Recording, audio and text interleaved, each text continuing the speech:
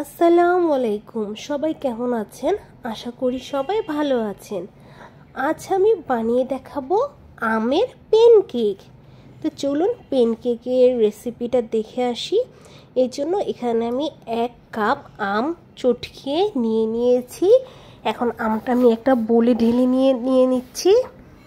আমের এখন বড় বড় একটু চাকা আছে, সেগুলো আমি একটু চামচ দিয়ে খুব সুন্দর করে ভেঙে নিচ্ছি। তারপর আমটাকে আমি ছেলে নিব, শুধু আমের পালটা নিব, কোনোভাবে আমের আঁশটা কিন্তু দেওয়া যাবে না।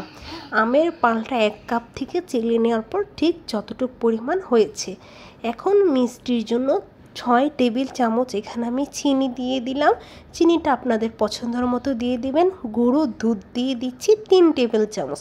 এখানে চাইলে আপনার লিকুইড দুধও দিতে পারেন, তাহলে আর গুঁড়া দুধ দেওয়ার প্রয়োজন হবে না।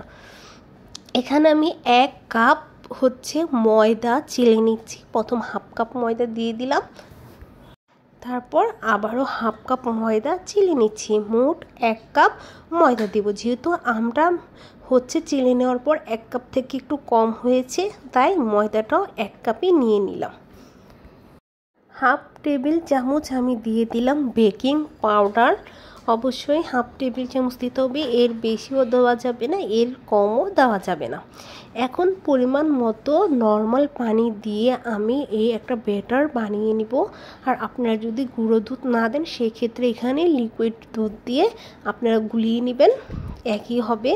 তো আমি এখানে যেহেতু গুঁড়া দুধ দিয়েছি, তাই আমি নর্মাল পানি দিয়ে ব্যাটারটা খুব সুন্দর করে গুলিয়ে নিচ্ছি।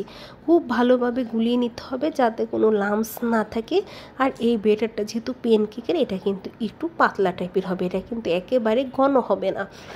এখন একটা ফ্রাই প্যান আমি নন স্টিকের বসিয়ে দেব। এখানে আমি তেল ব্রাশ করে নিব, জাস্ট তেল ব্রাশ, বেশি কিন্তু তেল দেওয়া যাবে না।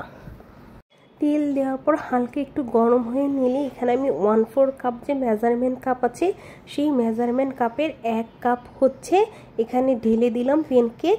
আর হালকা একটু হওয়ার পরেই কিন্তু এভাবে ঠিক উল্টিয়ে দিতে হবে, তারপর নামিয়ে নেবেন।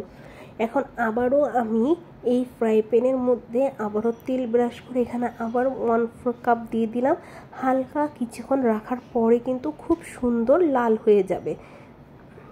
জাস্ট 1 মিনিটের মতো ওয়েট করার পরেই আপনারা এরকম একটা স্প্যাচুলা দিয়ে খুব সুন্দর করে প্যানকেকটা উল্টিয়ে দেবেন, আর দেখতে পাবেন নিচে কিন্তু খুব সুন্দর কালার চলে আসছে। ঠিক 2 সাইডেই যখন খুব সুন্দর লাল কালার চলে আসবে, তখন প্যানকেকগুলো নামিয়ে নিব। প্রত্যেকটা আমের প্যানকেকই কিন্তু আমি এভাবেই বানিয়ে নিয়েছি। আপনাদের কাছে কেমন লাগলো বলেন তো আমের প্যানকেকের রেসিপিটা। আল্লাহ হাফেজ।